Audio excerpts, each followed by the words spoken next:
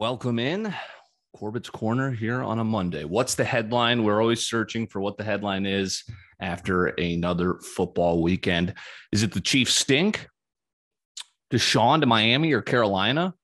Why? Why are we giving an alleged sexual predator the opportunity to control where he gets to go and then play and get paid? Are the Bengals for real? Is Tom Brady the MVP? My God, if you get to play the Bears every week, you might be. But let's start in the NFL. Derrick Henry leads the NFL in rushing by almost 300 yards. Wow. He leads the NFL in rushing touchdowns by 4 touchdowns, more than the second guy who has 6. He has more rushing touchdowns, as many as Davis Mills and Daniel Jones have passing touchdowns combined. This guy's an animal. Why did I take C-Mac? I should have taken him with my first overall pick. That was the biggest bust of the fantasy draft pick I could have ever done without getting Derrick Henry. I mean, my God, Tennessee blows out the Chiefs. CBS flipped the game off as soon as Mahomes gets hurt, and here comes Chad Henne. And they showed us an even worse game, which was the blowout in Baltimore. Chiefs stink without Mahomes. They look like just an average bunch with him. And that's what's getting scary is the Chiefs are now below 500, running out of opportunities, right? And Mahomes is apparently past concussion protocol, so let's see what they can do. Titans are up there in the AFC, certainly a weak division, AFC South. They're a contender in the AFC, but not only have they been there before, right? AFC title game 2 years ago, in playoffs again last year. But there are just too many good teams outside looking in the NFL because of what's going on in the NFC. Just loads of talent at the top in the NFC. Since he's currently the 1 seed in the AFC, like things are going to change, right? Since he's good, not great. They remind me a lot of the Cardinals from last year, like a team that's going to take the NFL by storm. I think just a year away, they'll be a fringe playoff team. Maybe they'll make it not unlike the Cardinals last year. And then look what they did in year 2 or the next year, right?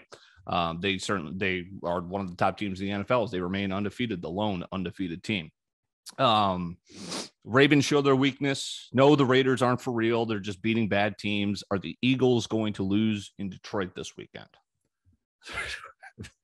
Lions, Dan Campbell, he responds from his tears to his anger to fake punts and onside kicks. But then once the script ran out, so did the Lions' luck. They did cover, but they still lose again, yet to have a win. But the Eagles might be the team to give it to them. My goodness, they get blown out by a pretty mediocre Ravens team. Here's the top. It's the Bills, Bucks, and Rams at the top still, right? We'll see Arizona and Green Bay are at the top. We'll see who's better as they battled out in the desert on Thursday, a great primetime game to get the week started. Devontae Adams on the COVID-19 reserve list.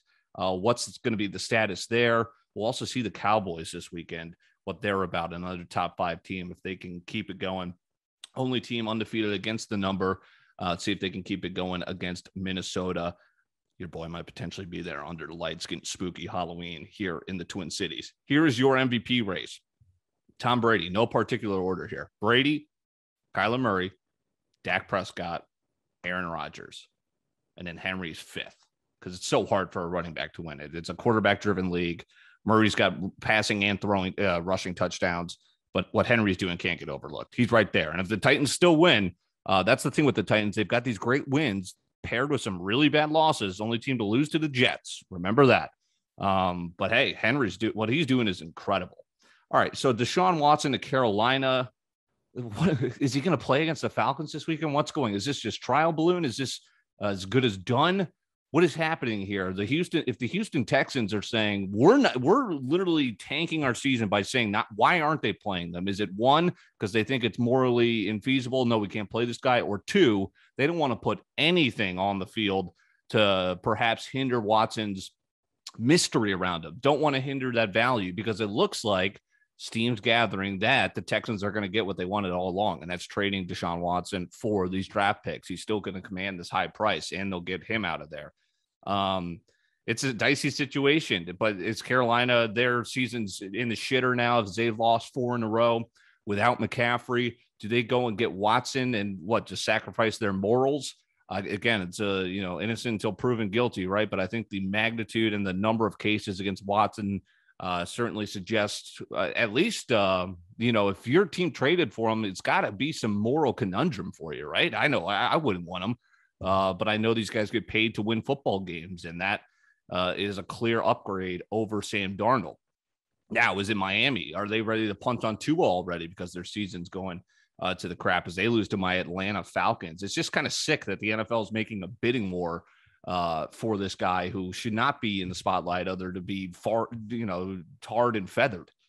If he is guilty of all this, which, make your own opinion. But, it's interesting. Deshaun, well, I guess we'll see throughout the courses of the weekend. I like the Falcons to beat Carolina anyway, no matter what. And here's what's crazy is, the MLB rightfully gets rid of Trevor Bauer, and he's still trying to fight it in court.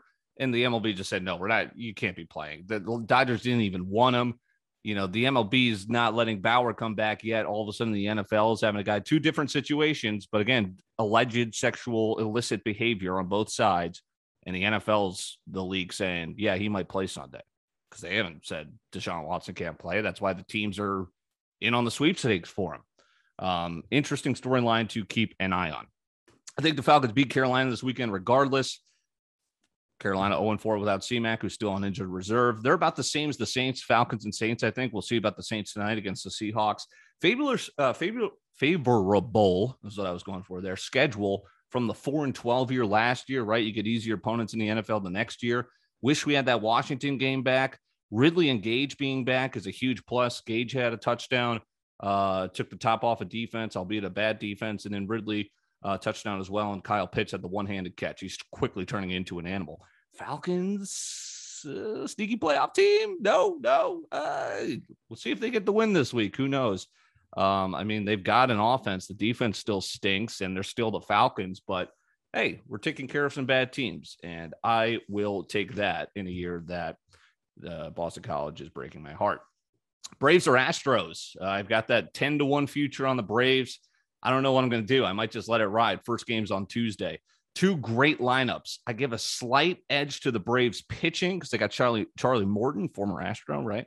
But then also a slight edge to the Astros lineup, mashing with Yordan Alvarez, Kyle Tucker. They've kind of almost like it was Altuve and Correa throughout the course of their run, and they're still obviously two great bats, two great players. But then you add Kyle Tucker, you add Yordan Alvarez. Alvarez has been there a couple of years, but those are the guys that are kind of taken over for when you lose Springer. So the Astros still as dominant than ever.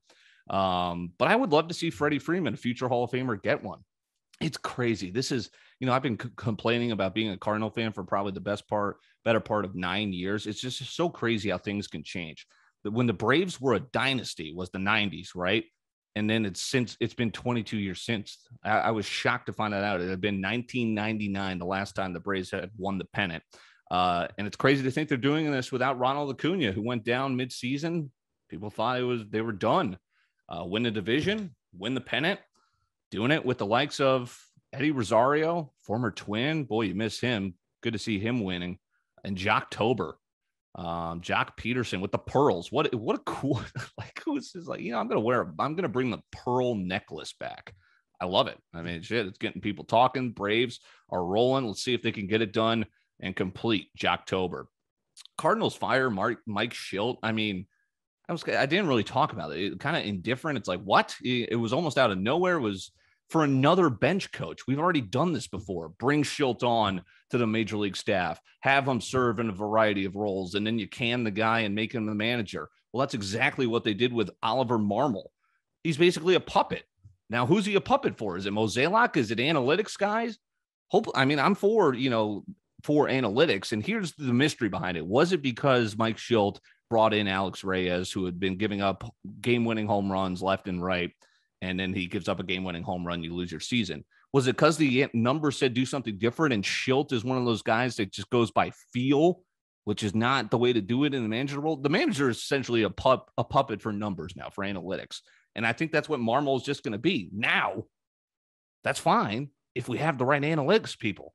If it's Mozeliak, it's not been going well the last 10 years, bro. If you're the guy making the strings, who's running this organization? You kick yourself upstairs, yet you're still running it, obviously through your office. lots of questions. Okay, great. Oliver Marmol's the guy. You didn't even go through any. I'm fine. I mean, all of these other retread managers I don't need. We don't need Buck Showalter or somebody. We don't need Tony La Russa coming back when he's, 77. But, it was just a puzzling move. Okay, will it work? Let's find out. Let's see. Oliver Marmol, the new Cardinals manager, 51st in history. Is he even going to manage a game? Because you see the headline today. Apparently, this is, a headline that gets lost. No one wants to read about collective bargaining agreements, work stoppages, but it's the MLB headed towards one. That's interesting. Now, they could figure things out before this deadline, but what I read today was that basically there's a lot of disagreement going on. There's no signs of a solution before the deadline. And you've kind of seen the writing on the wall, slow free agency period for a couple of years now. Pandemic, you have an aging fan base. Now you're paying for minor league housing. That was announced last couple of years. I mean, that's big against the balance sheets for something that you didn't have to do before. Believe me, that's great for baseball and great for these minor league players. But as a business, people are going, oh, that's an added expense, these franchises.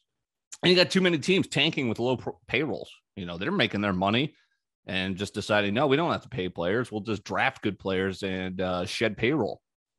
Baseball, hopefully we get a good World Series because it could be the first work stoppage since 2003, I think I read. So Braves Astros MLB World Series begins on Tuesday.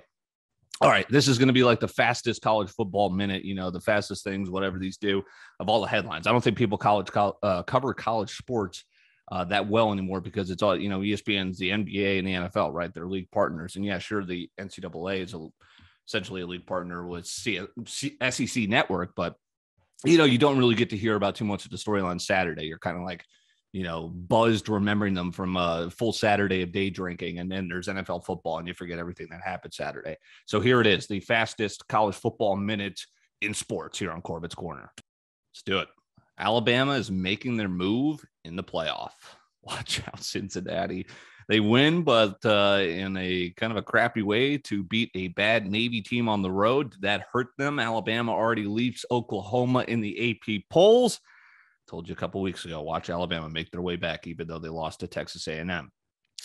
Michigan State this weekend, battle of undefeateds, rivalry game. Mel Tucker taking over the Michigan State program. No one likes talking about Jim Harbaugh when he's doing well, right? Well, let's see if he can win this rivalry game. It's going to be a big one in the early morning slate for college football. Penn State loses to Illinois. Now they have Ohio State. Classic look-ahead spot. Wisconsin somehow still hanging around. They beat Purdue. They're favored at home versus Iowa. Iowa's a top 10 team, and they're a dog on the road.